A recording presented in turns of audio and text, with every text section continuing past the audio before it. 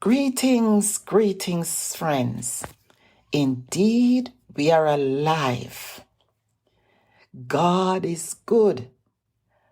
The message in this episode is don't give in to negative thoughts or talks. Resist the negatives in your mind. In the last two episodes, we spoke on the natural weather and the weather of life conditions. You were encouraged. You don't have to moan and complain all day long, but rather put the energy into positiveness. For example, defeat negative whispering in your ears by not adhering to them. I implore you to rather crave positive attitudes in the way you think, where or how you focus your mind. Place your thinking energy on the things that are pure, true, lovely, and most importantly, godly. Wars and violence are escalating in various parts of the world. Is this now become the norm that people's lives seems like they are not valued anymore? The mind can be like a battlefield of so many thoughts, of right and wrong, good and bad. The bad wants to enslave us and to let us think less of ourselves and do the wrong things all the time. If you are not careful, you can get into serious trouble, like several violent tragedies that happened on the streets of London recently. Some of our young people have become trapped in a web of violence, killing each other for what? The negative thoughts gets built up in the mind. Then there's a war going on. Sometimes too frequently. The battle of the two opponents of good and bad creates a war zone in the field of the mind. There are different voices telling you what to do and what not to do. Feeding on healthy words will help you to make the right choice.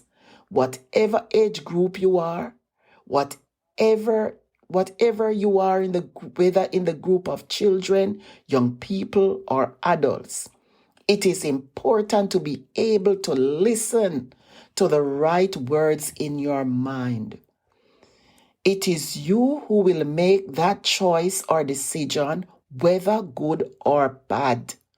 Nobody can make that choice for you but you. You are in control of your whole being where that is concerned. So choose carefully and make the right choice. Again, choose carefully and make the right choice. Please, I cannot stress to you enough. When your mind becomes like a battlefield, don't give in to your emotions to react negatively.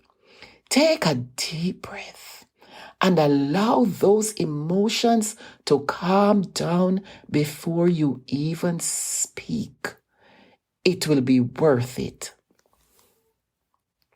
The good book says, the heart is deceitful above all things and desperately sick. Who can understand it? Jeremiah 7:9 from the ESV version. Sometimes we need to detox our mind from the things we often listen to that are non-productive. Let us rid ourselves of all the bad vibes, evil talkings, whisperings, fault findings all the time, not to mention the complaining. Times are too hard and tough to be involved in negative activities, whether it be conversations or even recreations. I say, because I am included. A good friend of mine would normally say, as I speak to you, I speak to myself. Oftentimes we are entangled by our thoughts that has nothing good to say to us, but to dampen our spirit and emotions. Let me tell you, lose yourself today from the mental agony by saying positive words, affirmations to yourself, like, I shall not be defeated. I will overcome. I am a promise of good things. The other thing is, negative thoughts can drain you until you are weary and tired. You can choose to harbor it or deal with it. Sometimes it also means to let it go. Let it go. If it has to do with people, to give you peace of mind, you have to let the situation go. It can be a hard choice, but it's the best for anyone's well-being. Anyone or anything that causes you unnecessary constant pain and misery needs to go.